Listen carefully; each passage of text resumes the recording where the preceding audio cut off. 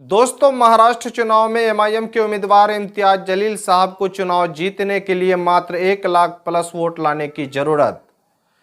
इस बार एमआईएम के राष्ट्रीय अध्यक्ष बैरिस्टर असदुद्दीन ओवैसी साहब ने इम्तियाज जलील साहब को बीजेपी के गढ़ में उतार दिया है, यानी औरंगाबाद विधानसभा से टिकट देकर अपना उम्मीदवार बनाया है, जबकि ये विधानसभा सीट बीजेपी के कब्जे में है। 2019 में बीजेपी के अतुल सावे दूसरी बार यहां पर विधायक बने। बात करें इस विधानसभा के बारे में तो 1985 से 1999 के बीच बीजेपी के कब्जे में रहा है और साथ ही साथ 2004 से 2009 के बीच कांग्रेस के कब्जे में रहा है। उसके बाद 2019 की बात करें तो दूसरी बार अतुल सावे बीजेपी के उम्मीदवार जीते।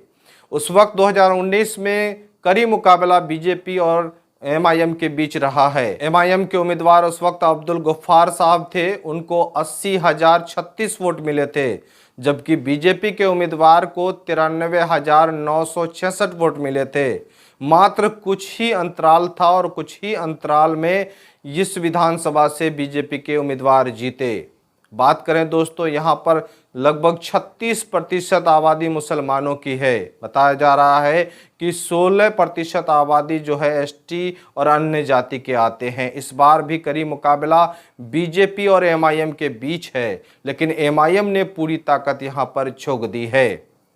असदुद्दीन ओवैसी साहब इस बार एमआईएम के पूर्व सांसद इम्तियाज जलील साहब को अपना उम्मीदवार बनाया है, जबकि 2024 में वो लोकसभा चुनाव हारे और इसी गैप को पूरा करने के लिए इम्तियाज जलील साहब को वहां पर उतार दिया है। इम्तियाज जलील साहब के लिए सबसे पहले असदुद्दीन ओवैसी साहब आए, अकबरुद्दीन ओवैसी साहब आए और जमकर चुनाव प्रचार किए। फिर अकबरुद्दीन ओवैसी साहब और असदुद्दीन ओवैसी साहब का पैदल मार्च हुआ।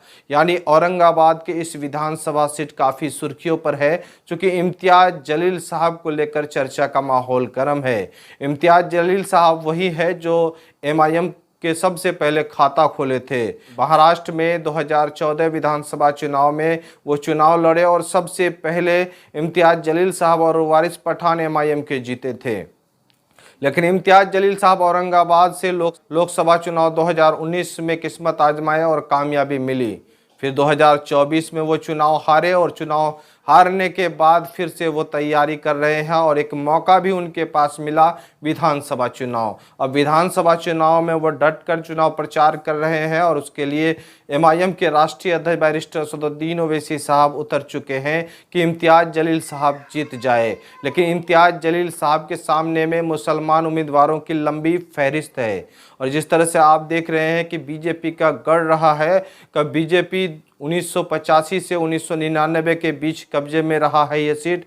फिर 2004 से 2009 के बीच जो है कांग्रेस के उम्मीदवार जीते। अब जो है 2019 में दोबारा अतुल सावे यहाँ पर बीजेपी के उम्मीदवार कामयाब हुए। लेकिन एमआईएम को वोट 2019 में 80,036 वोट मिले थे, तो बीजेपी के उम्मीदवार को यहाँ पर 93,966 वोट मिले। अब जो है देखना यह है कि कुछ ही अंतराल है। अगर असदुद्दीन ओवैसी साहब इस बार जमकर मेहनत कर रहे हैं और जिस तरह से वहां पर उम्मीदवारों की लंबी फहरिस्त है, यानी मुस्लिम उम्मीदवारों की लंबी फहरिस्त है और मुसलमानों के वोट को जो है इकट्ठा करने में लगे हैं, हो सकता है इकट्ठा हो जाए तो इम्तियाज जलील साहब को 1 लाख प्लस वोट आने की संभावना है।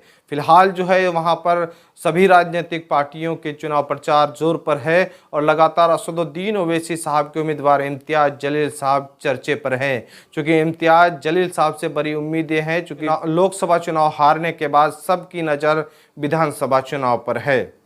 बहरहाल दोस्तों, लगातार हम अपडेट आपको देंगे, चूँकि वारिस पठान भी काफ़ी चर्चे पर हैं। वारिस पठान साहब इस बार भिवंडी विधानसभा से चुनाव लड़ रहे हैं। ओवैसी साहब जो है भिवंडी से भी उसको उम्मीदवार बनाया है। उनके समीकरण को हम बताएंगे और इस बार बताएंगे कि वो कितने वोट लाने पर वो कामयाब हो सकते हैं।